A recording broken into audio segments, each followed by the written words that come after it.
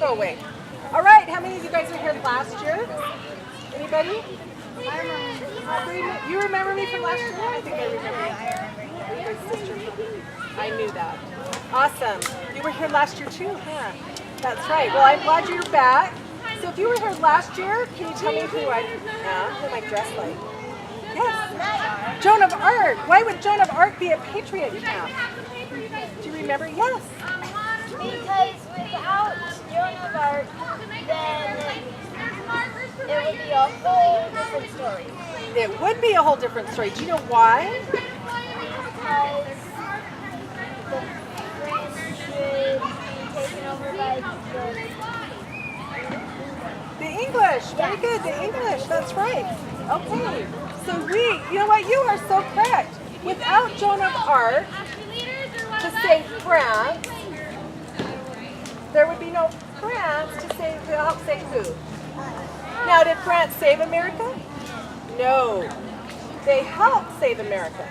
But a lot of that was our own patriots and our own founding fathers that did it. But France did contribute 22,000 soldiers and a whole bunch of ships to help us. They sent Lafayette and they sent General von Steuben and other people to help America, to help win the war against the English. So did you know what? When Joan of Arc was born, she was born into a country in France that was at war. They've been in a 100-year war. They called it the 100-year war because it felt like it went on for 100 years to them. But really, the English and the French were fighting over who should be the king of France. And this guy was called Prince Charles. He's the Dauphin. I know. Does he look like a prince? Cyrano. Yeah, very good. So a lot of people, half of the country thought that he should be the king. And the other half thought that Henry V of England should be the king. So they're having a big war about it. And you know what? At that time, sad to say, the French they stunk. They were not winning. The English were winning. In fact, they'd overtaken almost all of France. And it was really sad. And Charles was really sad. And one day he said a prayer to God, and he said, God, I don't know if I'm supposed to be the king, but if I'm the rightful king, don't punish my people. And will you send help? Okay? So, before that, a little bit, Joan of Arc had been born. She was born in a little town called Domremy, France. What does that sound like? Domremy. Now you can remember that. In Domremy, it was located in a valley called Lorraine. Now, this valley, there was a legend that said that there would be a maiden that would come from the valley of Lorraine that would help to save France. And so, some people, when Joan of Arc came about, they thought that she was the maiden, and they called her the maiden. When she was about 12 years old, she was in her father's garden. And you know what? An angel named St. Michael appeared to her and told her who he was, that he was St. Michael, and that he was sent by God, and that he had a really important job for Joan of Arc. That Joan of Arc was to help save France and to crown Charles the King of France. That was her job and her mission. St. Michael told Joan that he would send two angels that God had handpicked, St. Catherine and St. Margaret, to come and help her and to be her mentors. Okay? And this is really important because St. Catherine and St. Margaret came and they taught Joan of Arc for 4 years. They were by her side all the time and taught her. Joan of Arc went to her preacher and she told the preacher about the vision, and he said, well, did they tell you anything bad? And she said, no, the angel told me to be good. The angel told me to listen to my mom and to say my prayers every day. And the preacher said, well, I think those are good things. I think you could listen to them. So she listened to the angels. So when she was about 17 and a half years old or so, the angel said, okay, it's time to go. It's time for you to go and join the army. Joan of Arc didn't want to go and join the army. In those days, if you were a girl and you joined the army, you were not a good, virtuous, moral girl. It was not good for a girl to go and join the army, and she didn't want to go. She said, I know nothing about war or how to ride a horse. She had never ridden a horse. They were farmers, but she didn't ever just go out and ride a horse. That was not common in that area, and she didn't need to. So the angels still insisted, it's time to go, it's time to go. Do you know what else? She didn't want to leave her mom and dad. She really liked her mom and dad.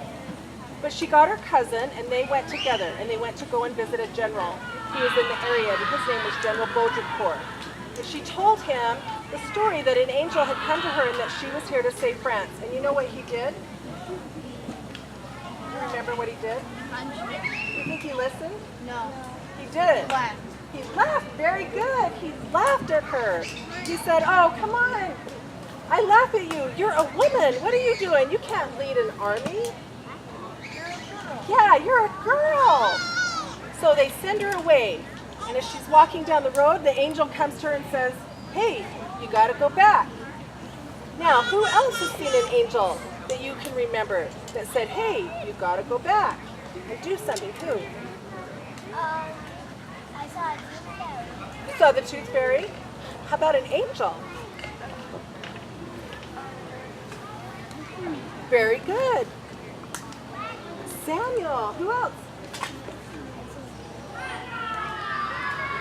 my goodness, that's awesome. How about a guy in a fish, a really big whale? Oh, Jonah? Did somebody send Jonah back? Yes. Did he want to go to Nineveh? No, he didn't. He tried to escape. That's right. But Joan of Arc listened, and she went back and she talked to Baudricourt again. And again, he laughed at her and didn't listen. And she said, you know what, tomorrow you're going to go to battle. And when you go to battle, you're going to lose. So the next day he goes to battle. What happens? He lost.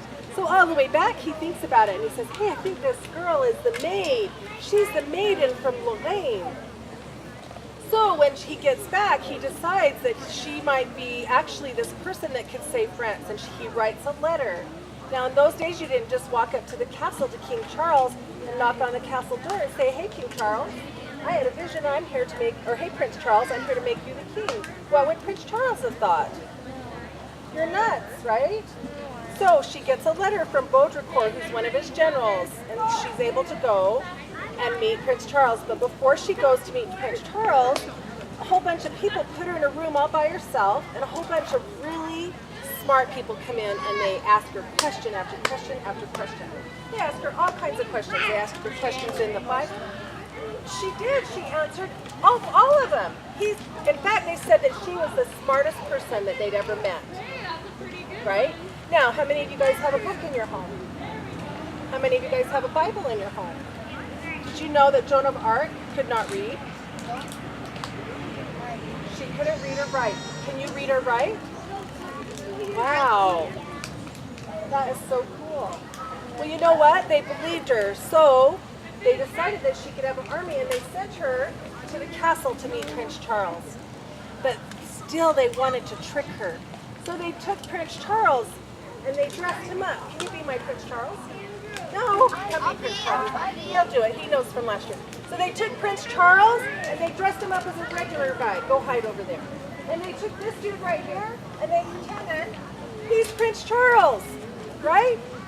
Because you know what? She didn't have the internet. Nobody knew. When you lived out in the country, you don't know what Prince Charles looks like. So they want to test her. So guess what? She walks into the castle, into the crowded room, and what do you think happens? She recognizes it and she walks straight up to Prince Charles and she bows to him. And she says, "Oh, Dauphin, God has sent me to crown you the King of France." Thank you so much. And you know what? He's amazed. Everybody's amazed that she could pick out Prince Charles. She's never seen him before. So you know what? He kind of still doesn't believe her. He's kind of like, I don't know, you're some weird chick, right? So she leans over and she whispers a secret to him. Okay? And you know what? What do you think she tells him? She says, "I know about the prayer that you prayed a while ago, and you asked God for help. And God has sent me to help you." Do you know that he had never told anybody about that prayer? So he's amazed, right? He's amazed that she knew about it. So he does believe her. So they give her armor. They have to make special armor for her because she's a girl. And they make a banner and a standard. Now this is a standard. Who can tell me what a banner is? A banner hangs this way. That right there, that's a banner. This is a standard. The standard is 3 feet tall and 12 feet long. And it sticks on a pole, and the standard bearer carries it on their horse, right? Why would I want a standard? Why do I want a Okay. Did you know that the leader has a standard? You know why? So that all the army can find where their leader is on the crowded grass.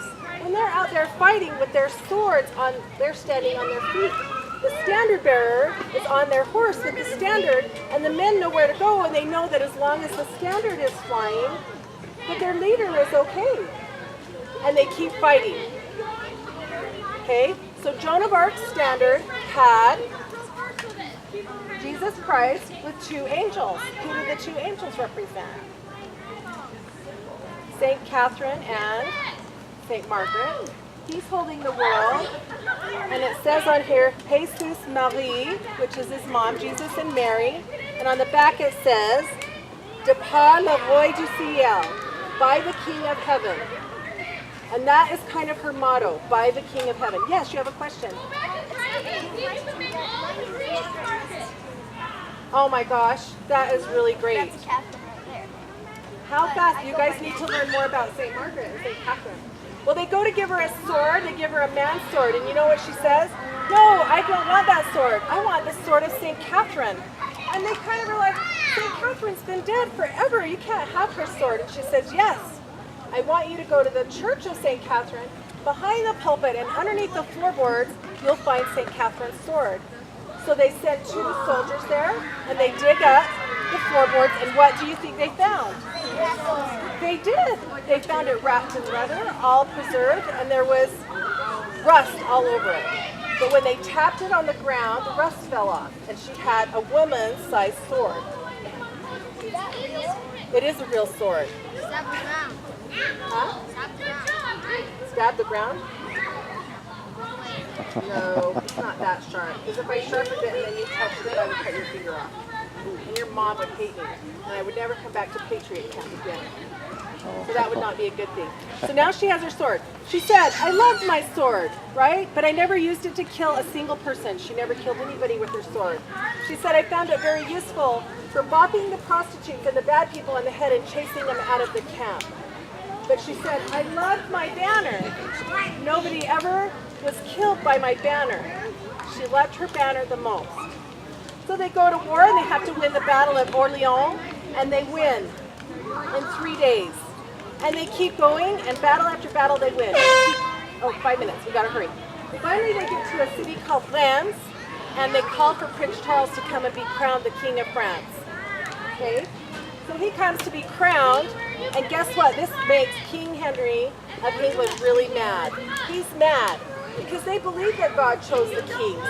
And if God chose Charles to be the king, then Joan of Arc and everything she did was real. So he decides that he has to capture Joan of Arc. So he pays 10,000 francs for somebody to capture Joan of Arc. And Joan of Arc is captured in a battle, and then she's taken to a part of France that's under the English control, and she's put on trial by the English. And they try her they accuse her of over 70 things, but one of the things that's the most important is they accuse her of being a heretic. A heretic is a person who says something that goes against the church or the government at that time. And one of the things that she said is she said that her angels had bodies and that she could talk to them.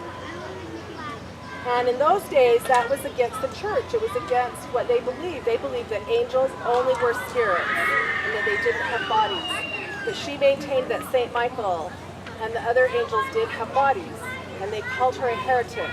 They also didn't like that she dressed in pants, and they gave her a dress, and they told her she had to dress in the dress, but she wouldn't because she was afraid of being attacked in the prison because they put her in a men's prison. They told her that if she would sign a confession that said that she didn't believe in angels, she never heard an angel, and that she made it all up, and if she would put her dress back on, they would let her live. She couldn't read and she couldn't write, so she signed the confession anyway because she didn't want to be burned at the stake.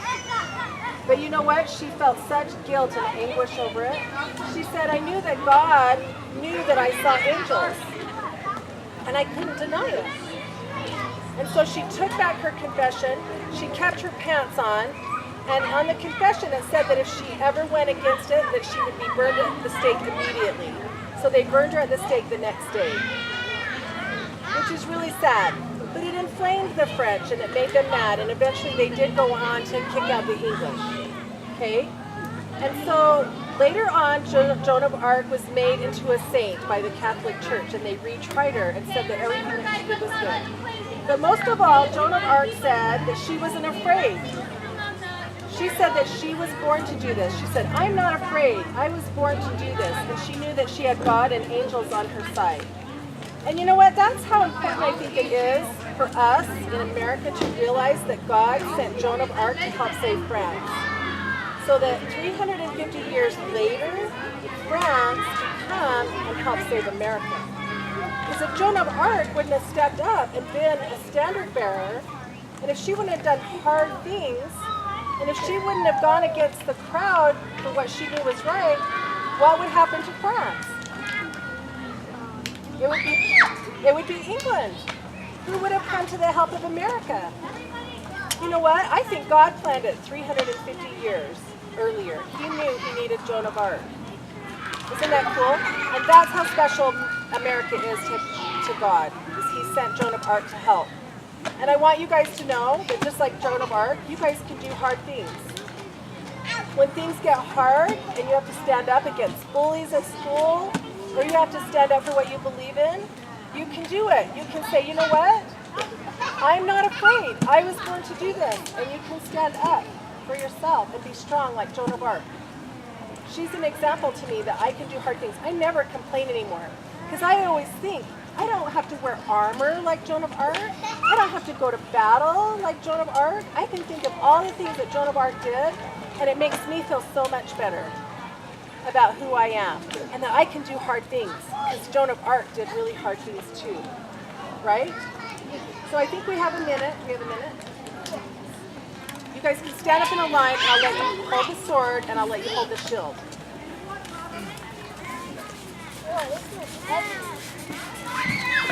Okay, so when you hold the shield, passing it around. Okay, you have to stand in the line.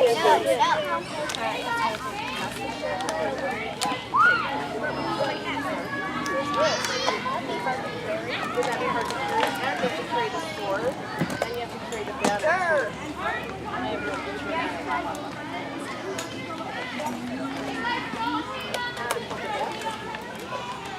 Okay, pass them along. We've got 1 minute for everybody to say. Hey, come over here. I didn't want to interrupt. Hey, is there anybody in this group who raised their hand earlier in rehearsal to sing a solo? This is the same group. Did I already ask you guys once before? Yeah, we